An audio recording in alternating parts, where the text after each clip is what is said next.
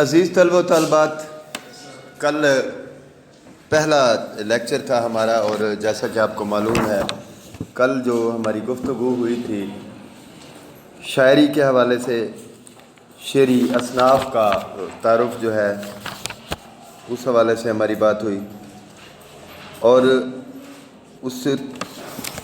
تعارفی سلسلے میں ہم نے پابند نظم کی بات کی کہ پابند نظم کیا ہے، اور اس کے ساتھ ساتھ ہم نے جو مختلف اصناف ہیں شعری اصناف، ان میں آزاد نظم، گیت، اور گیت کے علاوہ ربائی اور قطع کی بات کی تھی۔ بنیادی طور پر جو بھی گفتگو ہم نے کی کل، اس کے آخر میں میں نے ایک بات کی تھی ربائی کے حوالے سے کہ ربائی کا جو وزن ہوتا ہے وہ لا الہ الا اللہ پہ ہوتا ہے، لیکن مجھے تھوڑا سا شک تھا کہ یہ وزن جو ہے لا حول ولا قوت الا باللہ کے وزن پر ہوتا ہے۔ بحر کو دیکھیں بحر کی روح سے۔ تو آج ہم نے جو گفتگو کرنی ہے اس سلسلے کے جو پہلے شاعر ہیں میاں نذیر اکبر آبادی۔ نذیر اکبر آبادی جو ہے وہ، ان کی جو والدہ ہیں نواب کی بیٹی تھیں۔ نذیر اکبر آبادی جو ہے 1735 میں پیدا ہوئے، اور ان کا نام رکھا گیا ولی محمد۔ بچپن میں والدہ کے ساتھ آگرہ آ گئے تھے، اور وہاں انہوں نے جو سماج تھا، جو زندگی ان کے سامنے تھی، وہاں مخلوط کلچر تھا، سماج مخلوط تھا۔ وہاں ہندو بھی رہتے تھے، مسلمان بھی رہتے تھے، اور میلے ٹھیلے، درباروں پہ ہونے والے میلے عام تھے، جہاں شریک ہوتے تھے بچپن میں لوگ، جوانی میں چھوٹے بڑے سبھی اس ایک من جملہ ثقافت کے ساتھ زندگی کو سیکھتے تھے۔ تو دوسرے لوگوں کی طرح اور ان کے بچوں کی طرح نذیر اکبر آبادی بھی اپنے بچپن میں ان میلوں ٹھیلوں پر جاتے رہے۔ انہوں نے کبوتر بازی کا شوق بھی پالا، پتنگ بھی اڑایا، پہلوانی کے گر بھی انہوں نے سیکھے، اور اس کے علاوہ انہوں نے پنجابی اور ماروواڑی زبانیں بھی سیکھیں۔ آپ یہ دیکھیں کہ 1735 میں پیدا ہونے والا شاعر 18ویں صدی تک اس نے جو کچھ سیکھا، اس کی شاعری میں اس کی جھلک موجود ہمیں دکھائی دیتی ہے۔ انہیں عوامی شاعر کہا گیا کہ انہوں نے عوام کی بات کی، اپنے ارد گرد کے لوگوں کے جذبات کی بات کی، سماج کی بات کی، رواجوں کی بات کی۔ اس کے علاوہ انہوں نے اجناس کی، غلے کی، سبزیات کی بات کی۔ جو اس کے ارد گرد ماحول تھا، جو منظر تھا، اس کو اس نے سمجھا۔ سپاہ گری کے فنون بھی اس نے سیکھے، خوش نویسی بھی سیکھی۔ خوش نویسی، خط بہت اچھا تھا ان کا۔ کبڈی بھی کھیلی انہوں نے، شطرنج بھی کھیلتے رہے وہ، تیراکی کا بھی انہیں بہت شوق تھا۔ کیسے کیسے شوق پالے انہوں نے۔ ایسا شخص جس نے سبھی کھیل بچپن میں کھیلے ہوں، زندگی کے سبھی رنگوں کو دیکھا ہو، اس کا قوت مشاہدہ کتنا ہوگا، اس کی سوچ کی گہرائی کتنی ہوگی۔ تو اس کی برکت اس شخص کے ساتھ رہی، جس کی وجہ سے اس کے تخیل میں نکھار پیدا ہوا۔ فن موسیقی بھی سیکھا نذیر اکبر آبادی نے، اور تاریخ سے بھی ان کو شغف رہا۔ تاریخی جو واقعات ہیں تاریخ میں موجود ہیں۔ معذرت، میر تقی میر اور محمد رفیع سودا کا عہد تھا، یہ ان کی دھوم تھی ہر طرف۔ جب نذیر اکبر آبادی نے جنم لیا تو یہ بڑے بڑے شعراء اس وقت موجود تھے جو ان کے ہم عصر شعراء کہلائے جا سکتے ہیں۔ مثنوی لکھی جا رہی تھی، قصائد لکھے جا رہے تھے، غزل کو رواج ہو چکا تھا، کیونکہ 1668 میں ولی دکنی کی پیدائش ہوئی اورنگ آباد دکن میں، اور جلد ہی اپنی جوانی میں ان کا دیوان بھی شائع ہو گیا تھا۔ سعد اللہ گلشن نے انہیں مشورہ دیا تھا کہ فارسی میں جو مضامین بیکار پڑے ہیں انہیں آپ اردو میں لے کر آئیں۔ تو مذہبی رسوم ہندوؤں کی جیسے دیوالی ہے، راکھی بندھن ہے، اور بھی دوسرے جو تہوار ہیں جیسے پتنگ بازی ہے، ان میں بھی وہ شریک رہے، ان کو بھی قریب سے انہوں نے دیکھا۔ پھر موسموں کا نظارہ کیا، برسات کے حوالے سے ان کی نظمیں ہیں، بہت سی نظمیں انہوں نے لکھی جن کا تعلق موسموں سے ہے، موسمی حالات سے ہے، کلائمیٹ سے ہے، کلائمیٹ ایکولوجی سے ہے۔ تو ان کی شاعری کے جو مباحث ہیں ان میں سماج بھی ہے، فطرت کی نرنگیاں بھی ہیں، زراعت بھی ہے۔ انہوں نے ککڑی پر لکھا، سبزیوں پر لکھا، پرندوں پر لکھا، اور شہر اور دیہات دونوں طرح کی زندگی کو انہوں نے دیکھا، قریب کی نظر سے سمجھا اور اس کو اپنی شاعری میں برتا۔ مذہبی ماحول ہے، مزدوروں کا ماحول ہے، جنگل کا ماحول ہے، پرندے ہو گئے، جانور ہو گئے، آبادی، موسم، ہر ایک عنصر پر، زندگی کے ہر ایک پہلو پر ان کی گہری نظر تھی۔ تو ہم نذیر اکبر آبادی کی جن نظموں کو اہم نظموں میں گردانتے ہیں، ان میں آدمی نامہ بہت ہی اہم نظم ہے ان کی، اندھیری، برسات کا تماشا، برسات کی امس ہے، جاڑے کی بہاریں، اسی طرح کل جگ، مفلسی، چڑیوں کی تسبیح، ہنس نامہ، پرندوں کے حوالے سے بھی نظمیں ہیں جو انسان کو فطری نظام کو سمجھنے میں مدد دیتی ہیں۔ انسان فطرت کے قریب ہوتا ہے ان نظموں کو پڑھ کر۔ اور انہی نظموں میں آپ دیکھیں، ریچھ کا بچہ ہے، گلہری کا، اژدہے کا بچہ، جو جنگلی حیات کو بیان کرتے ہیں۔ سماج اور ثقافت کے حوالے سے ان کی نظمیں ہیں، دیوالی، بلدیو جی کا میلہ، شب برات، حضرت سلیم چشتی کا عرس، اس طرح کی نظمیں بھی موجود ہیں۔ پرندوں کی بات کریں تو گڑھ پنکھ کی لڑائی ہے، بسنت ہے، کبوتر بازی، پودنے اور گڑھ پنکھ کی لڑائی، یہ ہے اصل موضوع اس نظم کا۔ تو ان سبھی موضوعات پر انہوں نے جس طرح سے لکھا، تو اس عہد کے انسان کو اور آج 150-200 سال بعد کے انسان کو ایک دوسرے کے قریب تر کر دیا، کیونکہ جو ہماری دیسی ثقافت ہے، جو ہماری سماجی زندگی ہے، جو ہماری معاشرتی زندگی ہے، جو ہماری زرعی زندگی ہے، ان میں کوئی زیادہ فرق نہیں ہوتا۔ اور ہم اب بھی ان کی نظموں کو پڑھتے ہیں تو ہمیں اپنے موجود عہد کی نظمیں دکھائی دیتی ہیں۔ تو اس طرح کی بہت ساری ان کی کوئی 30 سے زیادہ نظمیں ہیں جن میں زراعت ہے، دیہاتی زندگی کا عکس ہے، اور سماج کا، ثقافت کا بیان ہے، جو ہمیں زندگی کی نرنگیوں کے قریب تر کرتا ہے۔ پھسلن، برسات کا امس، تل کے لڈو، نارنگی، مکھیاں، ہنس پورا، ککڑی،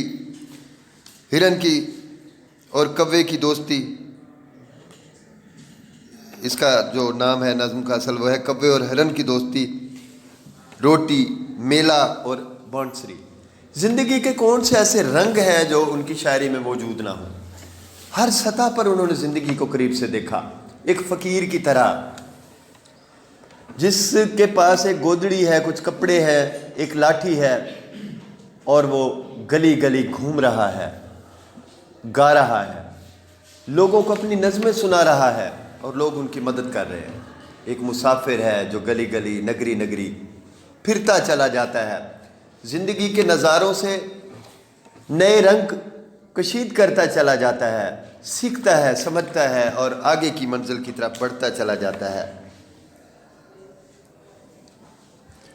اگر ہم ان کی نظموں کا جائزہ لیں، جیسے ان کی ایک نظم ہے دیوالی، تو وہ کہتے ہیں ہر ایک مقام میں جلا پھر دیا دیوالی کا، ہر ایک طرف کو اجالا ہوا دیوالی کا، سبھی کے دل میں سما بھا گیا دیوالی کا، کسی کے دل کو مزہ خوش لگا دیوالی کا، اور عجب بہار کا ہے دن بنا دیوالی کا۔ اسی طرح سے آپ ایک اور ان کی نظم ہے، ملاحظہ کریں کہ وہ پرندوں کی بات کرتے ہیں اس نظم میں کہ پرندے صبح جاگتے ہیں، اڑتے ہیں اور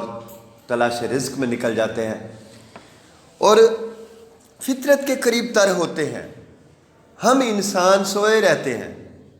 ہم بھی اگر پرندوں کی طرح سے صبح جاگیں، رب کی اطاعت میں رب کے شکرانے کے نوافل پڑھیں، تہجد کی نماز ادا کریں، تو ہماری تقدیر بدل سکتی ہے، لیکن ہم سوئے رہتے ہیں۔ معذرت کے ساتھ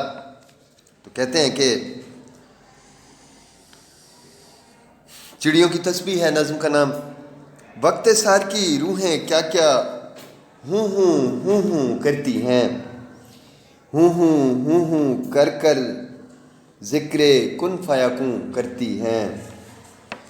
مرغے بولے ککڑوں کو، مرغیاں کوں کرتی ہیں، طوطیاں بھی سب یاد میں اس کی بھتوں کرتی ہیں، سانجھ سویرے چڑیاں مل کر چوں کرتی ہیں، چوں کیا سب بیچوں کرتی ہیں، پنکھ بڑھا گڑھ پنکھ اسی کے غم میں غم کی پت میں تپتے ہیں، عنقا اور سے مرغ اسی کی فرقت بیچ تڑپتے ہیں، سارس گدھ حواسل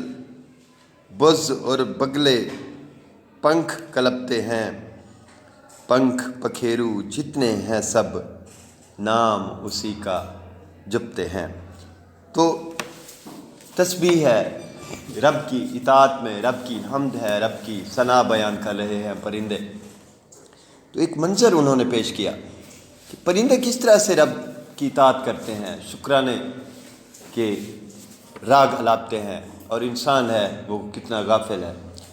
تو ایک فقیر ہے جو انسان کی توجہ کھینچ کر اللہ کی طرف مربوط کر رہا ہے، جوڑ رہا ہے رب کے ساتھ اسے، اور ایسے سب کا منظر ہے، پرندوں کی چہچہاہٹ ہو۔ قدرت کے حسین تحائف ہیں یہ، جو ہمیں زندگی کے قریب کرتے ہیں، سماج سے جوڑتے ہیں۔ تو ایسے ہی ایک اور نظم ہے ان کی کہ ملنے کا تیرے رکھتے ہیں ہم دھیان ادھر دیکھ، ہولی کے حوالے سے ہے ان کی یہ نظم، ہولی۔ ملنے کا تیرے رکھتے ہیں ہم دھیان ادھر دیکھ، بھاتی ہے بہت ہم کو تیری شان ادھر دیکھ، ہم چاہنے والے ہیں تیرے جان ادھر دیکھ، ہولی ہے صنم ہنس کے تو ایک آن ادھر دیکھ۔ تو ایسے ہی ایک اور نظم ان کی بلدیو جی کا میلہ، اس کے کچھ اشعار سناتا ہوں کہ وہ کہتے ہیں کہ آج میلے کا جو ہے ساما، آج میلے کا جو ہے ساما، آئے ہیں دور دور سے انسان، کوئی درشن کوئی دعائیں مان، سب کی ہوئی ہیں مشکلیں آسان، ہر طرف کھل رہے ہیں گل ریحان، ہار بڈھی مٹھائی اور پکوان، بھیڑ امبوہ گل دکان، اور یہی شور ہر گھڑی ہر آن، رنگ ہے روپ ہے جھمیلا ہے، روز بلدیو جی کا میلہ ہے۔ تو اس طرح سے آپ دیکھیں نظم کوا اور ہرن کا جو ایک حوالہ ہے، اس میں کوے اور ہرن کی دوستی، اس موضوع پر ہے نظم۔ لکھتے ہیں کہ صیاد نے جو دیکھا ہرن اٹھ چلا جھپاک، جلدی سے دوڑا پیچھے ہرن کے وہ سینہ چاک، سر اس کا پھوٹا اور وہ سلامت گیا ہرن، گیدڑ نے اس ہرن کا جو چیتا تھا وہاں برا، پائی اسی نے اپنی بدی کی وہیں سزا، تھا یہ تو نثر میں نے اسے نظم میں کیا، پہنچا نذیر جب وہ خوشی ہو کے اپنی جا، کوے کے ساتھ پھر وہ بہت خوش رہا ہرن۔ تو پرندے اور ہرن کی دوستی کو دکھایا ہے اس نے یہاں، ایک اتفاق کی بات کی اس نے، اتفاق کی برکت کی بات کی کہ جہاں انسان کا دشمن ہے وہاں پرندے کس طرح سے ایک دوسرے کی مدد کرتے ہیں، یا پرندے اور جانور ایک دوسرے کی کس طرح سے مدد کر سکتے ہیں اور کرتے بھی ہیں۔ تو انسان واحد جنس ہے جو اپنے دل میں تعصب رکھتی ہے، حسد کرتی ہے، جو اپنے جیسے دوسرے انسانوں کی ٹانگیں کھینچتی ہے، انہیں ترقی کے راستے پر آگے نہیں بڑھنے دیتی، یا انہیں کسی بھی امیج کے حوالے سے منفی انداز میں دیکھتی ہے۔ لیکن جانوروں اور پرندوں کے ہاں ایسی کوئی بات نہیں دیکھی جاتی، وہاں محبت ہے، تعاون ہے، اور مشکلات سے بچانے کے لیے جو ہے نا یہ ایک دوسرے کی مدد کیا کرتے ہیں۔ ایسے اور بھی بہت ساری ان کی نظمیں ہیں، جیسا کہ برسات کی بہاریں کے اشعار میں آپ کو سناتا ہوں کہ ہر جا بچھا رہا ہے سبزہ ہرے بچھونے، قدرت کے بچھ رہے ہیں ہر جا ہرے بچھونے، جنگلوں میں ہو رہے ہیں پیدا ہرے بچھونے، بچھوا دیے ہیں حق نے کیا کیا ہرے بچھونے، کیا کیا رکھے ہے یارب سامان تیری قدرت، بدلے ہے رنگ کیا کیا ہر آن تیری قدرت، سب مست ہو رہے ہیں پہچان تیری قدرت، تیتر پکارتے ہیں سبحان تیری قدرت، ہے جن کنے مہیا پکا پکایا کھانا، ان کو پلنگ پہ بیٹھے جھڑیوں کا حظ اٹھانا، ہے جن کو اپنے گھر میں یا لون تیل لانا، ہے سر پہ ان کے پنکھا یا چھاج ہے پرانا، کیچڑ سے ہو رہی ہے جس جا زمیں پھسلنی، مشکل ہوئی ہے وہاں سے ہر ایک کو راہ چلنی، پھسلا جو پاؤں پگڑی مشکل ہے پھر سنبھلنی، جوتی گری تو وہاں سے کیا تاب پھر نکلنی، کیا کیا مچی ہے یارو برسات کی بہاریں، یہ رت وہ ہے کہ جس میں خرد و کبیر خوش ہیں، ادنا غریب مفلس شاہ و وزیر خوش ہیں، معشوق شاد و خرم عاشق اسیر خوش ہیں، جتنے ہیں اب جہاں میں سب ہی نذیر خوش ہیں، کیا کیا مچی ہیں یارو برسات کی بہاریں۔ تو بہت سی ایسی اہم یادگاریں ہیں جن کا تعلق اب تاریخ سے ہے، انہیں نذیر اکبر آبادی نے اپنی شاعری میں محفوظ کیا۔ 1735 میں پیدا ہونے والا نذیر اکبر آبادی 18ویں صدی میں اس نے جتنا عہد گزارا، 1 صدی کے قریب ان کی زندگی تھی، یعنی 1835 کے نزدیک تک کا عہد انہوں نے دیکھا، اور جس طرف بھی وہ گئے ایک فقیر کی طرح سے گھومتے پھرتے، انہوں نے ہر ایک رنگ دیکھا زندگی کا اور اسے اپنی شاعری کا موضوع بنایا، اور پہل ان کی شاعری پر زیادہ نظر نہیں کی گئی، انہیں عام شاعر قرار دیا گیا، لیکن بعد میں انہیں عوامی شاعر کا خطاب بھی ملا، اور اس پر پی ایچ ڈی کا کام بھی کیا گیا، اور یہ بات سامنے آئی کہ سب سے اہم شاعر وہی ہوتا ہے جو زندگی کی حقیقی تصویر، زندگی کا حقیقی عکس پیش کرتا ہے، زندگی کی تفسیر بیان کرتا ہے، اور لوگوں کو زندگی کے ان مناظر میں دیکھتا ہے، یا ان مناظر کے ساتھ لوگوں کو ایک اٹیچمنٹ فراہم کرتا ہے، ربط فراہم کرتا ہے جو انہیں آگے لے کر جا سکتی ہے۔ اٹ کالز پازیٹیوٹی، اثباتیت موجود تھی ان کی شاعری میں، اور انہوں نے اس طرح سے لکھا جہاں میلے ٹھیلے ہیں، تہوار ہیں، سبزیاں ہیں جیسے ککڑی ہے، گیہوں ہے، اور برسات، موسموں کا تذکرہ ہے ان کی شاعری میں۔ تو نظم کے اہم شعراء میں ہم انہیں شمار کرتے ہیں نذیر اکبر آبادی کو۔ تو آپ کے جو مباحث ہیں شعری، ان میں یہ پہلے شاعر ہیں، تو بنیادی طور پر کیونکہ نذیر اکبر آبادی نظم کے شاعر ہیں، اس لیے ہم نے نظم کی ہی بات کی ہے، تو بمشکل کہیں کوئی قطع یا ربائی کوئی دوسری صنف ان کے ہاں ہوگی تو بعد میں ہم اس حوالے سے بات کریں گے، لیکن کلی طور پر مجموعی طور پر نذیر اکبر آبادی نظم کے شاعر ہیں۔ تو آپ جتنے بھی لوگ یہاں موجود ہیں، طلباء طالبات، میں آپ کو یہی کہوں گا کہ آپ نذیر اکبر آبادی کا جو کلیات ہے، کلیات نذیر اکبر آبادی، وہ یہاں آپ کی لائبریری میں ضرور ہوگا، تو ایشو کروائیں، اس سے پڑھیں، شاعری دیکھیں ان کی، اور خود سے آپ اندازہ لگائیں کہ نذیر اکبر آبادی کیسے شاعر ہیں۔ جو کچھ میری معلومات تھیں وہ میں نے آپ کے ساتھ شیئر کی ہیں، ایک شعور جگایا ہے آپ کی ذات کے اندر، ایک جوش پیدا کیا ہے کہ اردو شاعری، خاص طور پر نظم کی شاعری اور کلاسیکل عہد کی جو پابند نظم ہے اس کا کیا رنگ ہے۔ تو یہ ساری جتنی بھی گفتگو ہوئی ہے، پابند نظم کی ہوئی ہے، آزاد نظم تو کہیں بعد میں جا کر شروع ہوئی 1920 کے بعد، تو یہ بہترین نمونے ہیں، آپ کو ان کے دیوان سے میسر آ سکتے ہیں۔ کچھ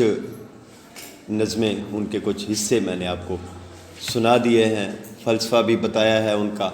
ان کی شاعری کا اسلوب بھی آپ کو اندازہ ہو گیا ہوگا۔ تو بنیادی طور پر جو سوال ہمارا یہاں بنتا ہے پابند نظم کے حوالے سے ہے، بی ایس اردو کا جو آپ کا نصاب ہے، تو اس حوالے سے ہماری آج گفتگو ہوئی۔ انشاءاللہ دوبارہ جلد آپ سے ملاقات ہوتی ہے، کل پھر ہم مزید اس سے آگے جو بھی شاعر ہیں اس کے بارے میں گفتگو کریں گے۔